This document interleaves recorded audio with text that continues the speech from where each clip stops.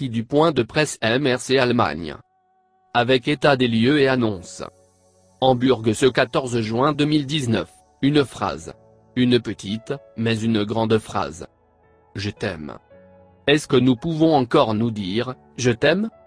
Est-ce qu'un moto-taximan peut parler au juriste ? Est-ce qu'une Bayam Seam peut s'adresser à l'infirmier ? Est-ce que le vendeur de soya peut écrire au ministre ? Est-ce que le débrouillard à la sauvette peut instruire le président ? Est-ce que le fou de Banganté, le sidéen de l'hôpital central, le bandit de Newbel, l'infirme de Kolofata, le malade mental du centre Jameau, peuvent parler aux hommes sages, purs et intelligents ? La réponse est oui. Oui bien sûr, ils le peuvent. Ils en ont le plein droit, et d'ailleurs ils le doivent. Puisque tous les hommes naissent et meurent égaux, qu'ils soient noirs, blancs, jaunes ou autres, tout Camerounais a le droit de s'adresser à d'autres Camerounais. Et tout Camerounais a le devoir d'écouter tout Camerounais qui cherche une oreille, et de le soutenir s'il en a besoin. Car l'autre c'est nous. Toi c'est moi. Nous, c'est vous. Si tu as mal, j'ai mal aussi. Parce que ta chair est là comme mienne et ton sang comme le mien. Parce que quand je souffrirai, j'aimerais que tu sois là pour moi aussi. Alors aujourd'hui, j'ai envie de t'écouter. Nous voulons vous écouter. Puisque c'est un point de presse du MRC, vous pensez sûrement que nous sommes venus aujourd'hui parler du MRC aux militants du MRC et pour le MRC. Il n'en est rien. Nous avons une belle surprise pour vous. Notre destinataire aujourd'hui, c'est vous. Nous avons décidé de vous mettre à l'honneur. Mais au fait, qui est donc vous ? Vous, c'est la jeune fille anglophone que la guerre a chassée de Bua, de Mamfé, de Mendamba, de Manji, de Bamanda, pour la déporter à Douala, un lieu totalement inconnu, presque une autre planète, où elle n'a aucun repère, et où la langue devient une épreuve. Elle est enceinte de jumeaux, mais son mari l'a abandonnée. Ou plutôt, elle l'a perdu de vue à cause de la guerre. Peut-être est-il décédé à l'heure qu'il est. Elle ne le sait pas. Et elle ne sait surtout pas comment elle va nourrir ses enfants, ni d'ailleurs où et comment elle va les mettre au monde. Et la voilà obligée, malgré son état physique, malgré son traumatisme, de se vendre comme du bétail. De vendre sa personne et son intimité à des hommes crasseux et pleins de bave, dont certains sont peut-être même des membres actifs de cette guerre. Elle est exposée à tout, maladie, violence, exploitation, chosification. Peut-être va-t-elle perdre ses enfants. Quelle blessure, quelle tragédie, quelle douleur. Si vous lisez le journal Mutation, dans son édition du mercredi 12 juin 2019, vous allez découvrir qu'un grand nombre de nos compatriotes et sœurs de la zone anglophone, sont désormais réduites à cette réalité macabre. Vous, c'est aussi la petite Martha. Elle avait 4 mois. Elle vivait à Muilka. Elle n'avait pas encore commencé à vivre, qu'elle perdait déjà la vie. C'est cette fillette-là, innocente, apolitique, qui a porté sur ses fragiles épaules la conséquence d'une guerre entre les fils d'une même patrie. C'est vers sa petite tête que la cruauté des hommes a dirigé son canon. Mais depuis quand donc la nuque d'un bébé est-elle l'armoire où l'on range les balles? Que nous est-il arrivé? Vous, c'est la tête de ce pauvre enseignant qui roule sur la chaussée à Bamanda. Il était au mauvais endroit au mauvais moment, et au Cameroun, ça ne pardonne pas. Mais pourquoi? Qui a décrété cela ainsi? Vous, c'est le cœur de Blériot transpercé par son camarade de lycée. Avec autour de lui, une pluie de paparazzis qui font des selfies, oubliant qu'à la base elles sont infirmières. Pouvons-nous encore nous dire je t'aime? Ou bien notre cœur aussi est devenu trop dur, car transpercé par trop de haine? Vous, c'est sa mère. Cette femme inconsolable qui pleure la disparition d'un ange qu'elle ne verra plus jamais. Cette pauvre femme qui se demande pourquoi il a fallu qu'elle souffre autant d'une guerre qu'elle n'a pas causée. Pendant que les acteurs principaux jouent la comédie et se rejettent la faute comme dans un jeu virtuel. Or le jeu pourtant, est bien réel. Et ce n'est pas un jeu. Vous, c'est le conducteur de moto à Messassi, Adjelenou à Dedo. L'un est ingénieur agronome, mais l'absence de politique agricole de forte portée a eu raison de lui, et il est devenu ce qu'il ne voulait pas.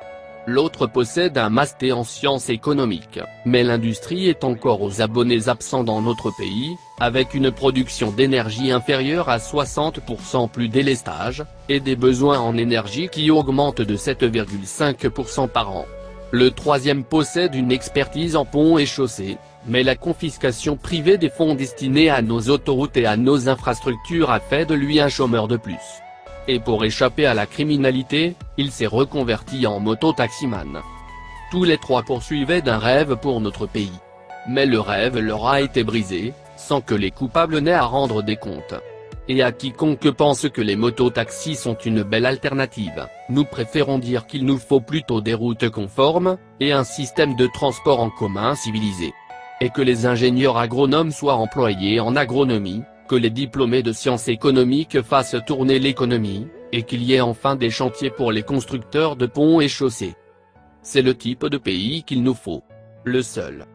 Voilà pourquoi nous nous adressons à vous, car la raison d'être d'un parti politique, c'est de s'intéresser aux besoins des concitoyens, et d'en faire son centre d'intérêt principal.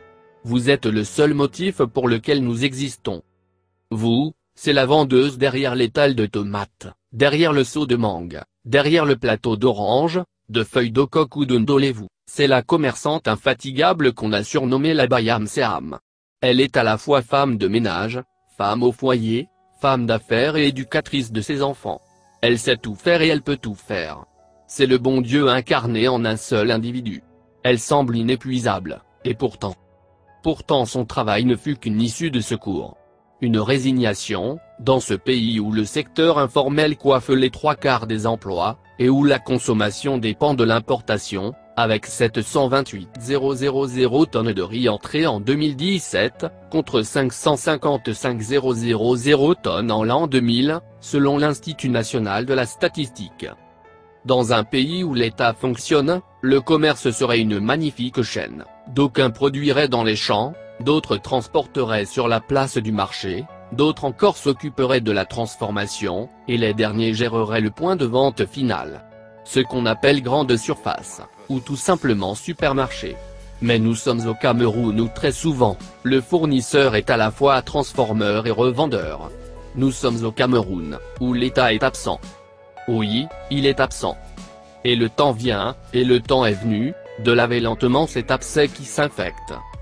Vous, c'est ce jeune garçon amoureux de football, cette jeune fille qui voulait décorer les hôtels et les jardins pour les touristes venus pour la Coupe d'Afrique des Nations, et qui aurait assuré de belles entrées de devises à notre pays. Et puis vous avez été effrayé d'apprendre que le complexe de Japoma coûtait 150 milliards, que le stade de Yaoundé tutoyait les 200 milliards, que le kilomètre de route entre la capitale et son aéroport se facturait à 8 milliards. De même que la pénétrante de Yassa Village valait 44 milliards pour 9 km. Et nous avons perdu Lacan. Et nous avons perdu l'hymne du football. Et nous portons encore cette humiliation que nous ont causé ceux qui tiennent le pouvoir avec arrogance. On vous a tout pris, on nous a tout pris. Raison pour laquelle on s'adresse à vous. Car vous parler c'est nous parler à nous-mêmes. Nous devons changer de paradigme. Ce mode de gestion méprisant et lourd de conséquences doit cesser. Que la fille anglophone, le moto-taximan, la Bayam Seham, le vendeur à la sauvette, et la petite Martha comprennent qu'il n'existe aucun combat du MRC. Il n'existe que le combat de la grande classe de dirigés méprisés, contre la petite classe de dirigeants méprisants. Ce combat, c'est celui d'une masse populaire qui exprime sa souffrance auprès d'un groupe de privilégiés qui, eux, ne souffrent pas. Karl Marx l'avait dit en 1848, l'histoire de toute société jusqu'à nos jours n'a été que l'histoire de la lutte des classes. 171 ans plus tard, rien n'a changé. Ce n'est donc pas la bataille d'un parti politique contre un autre ou contre des compatriotes, mais la bataille d'un peuple indigné contre une élite indigne. Ce n'est pas le MRC qui manque d'eau, d'électricité, et qui voit son panier de la ménagère se vider à cause de la vie chère due à la faible production. C'est tout le peuple camerounais qui en souffre. Alors, nous devons apprendre à nous indigner. C'est notre droit. Que personne ne manipule plus personne pour lui faire croire le contraire. Si on vous enlève le droit à l'indignation, on vous enlève le droit à la vie. Que celui qui a voté Jean dans sa localité et se rend compte que Paul a obtenu 100% ait le courage de se lever et de s'indigner. C'est vital. Il faut à tout prix éradiquer la tricherie. Un pays où règne la fraude ne connaîtra jamais l'émergence. Il n'existe aucun hold-up du développement. C'est impossible. Nous ne vous demandons pas de rejoindre tous le MRC, mais au minimum de réagir et d'être sensible à ces appels. comme nous sommes sensibles à votre souffrance, sachant que nous la vivons aussi, avec la misère économique et l'emprisonnement de nos camarades. Pour maintenir leurs privilèges, des personnes mal intentionnées se sont données pour mission de détruire l'image de notre parti en lui prêtant des relents tribalistes. Certains allant même jusqu'à détourner de façon perverse les propos de Maurice Kamto au Conseil constitutionnel, alors qu'ils étaient du niveau élémentaire. Quelle mauvaise foi! Quelle malhonnêteté intellectuelle! À présent, jugez-en par vous-même. Je m'appelle Claude Villefrier et Kanga, il s'appelle Mamadou Mota, elle s'appelle Tyriane Nak, nous nous appelons Olivier Bibou Nissak. Depuis quand la lune déteste TL les étoiles? Quel est donc ce tribaliste bamileke qui s'entoure de diversité et s'en va marier sa première fille en Pays-Bassa? On ne jette des pierres que sur un arbre fruitier. Voilà pourquoi les seuls à avoir usé de la violence lors de nos manifestations sont curieusement ceux qui nous traitent de violents, et de danger à l'ordre public. Ne vous laissez plus instrumentaliser. N'oubliez jamais qu'on avait libéré Baraba. Nous sommes venus dire ce que dit notre chef depuis le début. Nous sommes venus dire je t'aime. Nous n'avons aucune raison de vous détester, vous êtes notre seule chance de victoire. Cependant, il est important pour nous de clarifier certaines choses concernant des individus affiliés à tort au MRC, nous voulons vous rappeler qu'une équipe choisit ses joueurs mais ne choisit pas ses supporters. De mauvaises habitudes ont pu être observées ça et là, des bassesses ou des taquineries de mauvais goût envers une personne, une ethnie. Nous rappelons que jamais Maurice Kamto n'a mandaté quiconque pour une telle besogne. Tout le monde est assez grand pour expliquer seul les motifs de ses actes ou de ses paroles. Ce n'est pas parce que quelqu'un dira « je suis Kamto » qu'il devient un marxiste. Les grandes périodes politiques voient toujours émerger des personnes de toutes sortes, dont la sympathie pour un parti peut être réelle, mais dont les méthodes diffèrent totalement. Alors comment savoir qu'une personne n'est pas du MRC? C'est simple, il suffit qu'elle affiche un comportement différent des prescriptions du leader du MRC. Et même si elle vous présente une carte, même l'ex-Front National en France a désavoué Jean-Marie Le Pen en raison de propos extrémistes. Le MRC est un parti républicain, dont la production d'idées est la première arme. D'où la fameuse maxime « tout est dans la tête ». Il n'a jamais été extrémiste, ni manipulateur, ni violent de quelconque manière. Nous disons toujours à nos militants. Soyons à l'image de notre président. N'insultez pas, ne calomniez pas, n'offensez pas. Ne blessez personne, ni physiquement, ni verbalement. Parce que Maurice Kamto n'insulte pas, ne calomnie pas, n'offense pas. Et n'a jamais blessé personne. Nous sommes la jeunesse, nous sommes l'avenir, nous sommes demain. Nous sommes le plus bel arbre du jardin Cameroun. Alors sachons être dignes de ces délicieux fruits. Soyons la mangue, le corosol, la papaye de notre nation. Soyons des exemples à suivre. Car si nous suivons notre président, c'est que nous avons vu en lui un exemple. Et cela n'a pas changé depuis. Alors soyons des exemples aujourd'hui, pour nos jeunes frères, pour nos enfants et pour nous-mêmes. Et donnons une leçon d'éducation et de civisme, à ceux qui ne nous aiment pas. Et vous, chers compatriotes, chers sauveteurs, chers débrouillards, chères commerçantes, chers conducteurs, chers anglophones, nous disons, nous avons gardé la tête haute malgré la répression qui nous frappe. Le MRC est debout, solide comme un roc et continue sa marche vers l'avant. Nous voulons vous contaminer cette force, et vous dire qu'aucune barbarie n'est éternelle. Par la force de notre indignation, par la force de notre volonté d'exercer nos droits, nous transformerons notre pays en une vraie république démocratique. Si ceux qui nous oppriment depuis 4 décennies continuent de ricaner et de se réjouir de nos malheurs, c'est parce qu'ils sont convaincus que nous n'allons jamais nous unir pour leur faire face. Car ils ont beaucoup œuvré dans ce sens. Faisons donc mentir leurs pronostics. Travaillons main dans la main, et réapprenons à nous dire « je t'aime » car nous voulons la même chose. Nous voulons un pays où règne la justice, politique, économique, sociale. Si Paul Biya dort la nuit sans se soucier de notre sort, c'est parce que nous le laissons dormir malgré la misère. Parce que nous avons peur de mourir, nous mourrons tous les jours. C'est un cruel paradoxe. Le mototaximan n'a que son propre corps en guise de pare-choc pour se protéger d'un accident. La Bayam Seam meurt tous les jours sur les rudes pistes de campagne. La fille anglophone décède parfois lors d'une embuscade entre les sécessionnistes et l'armée, avant d'arriver à Douala se soumettre. Et le vendeur ambulant se fait agresser le soir à l'arme blanche et extorquer ses gains de la journée. Oui, c'est un cruel, très cruel paradoxe. Alors cessons une fois pour toutes de jouer le jeu de notre seul vrai adversaire, et parlons d'une seule voix. La communion avec vous, vous qu'on a appelé la société civile, est la clé de notre réussite. Et comme premier épisode de ce sublime chapitre, le MRC organise, à partir du samedi 22 juin 2019, une journée spéciale d'assistance aux prisonniers politiques. Il ne s'agit pas ici des prisonniers du MRC. Il s'agit de tous les prisonniers politiques du triangle national, c'est-à-dire tous ceux qui, pour avoir exprimé leurs idées, leurs opinions, ont été embastillés sans procès conforme par le régime. Tous, sans distinction aucune. Ni d'appartenance religieuse, ni d'appartenance ethnique, ni d'appartenance politique. Car tous sont des Camerounais, tous sont des êtres humains, tous méritent qu'on leur accorde la même attention. C'est ensemble que nous allons bâtir le nouveau Cameroun.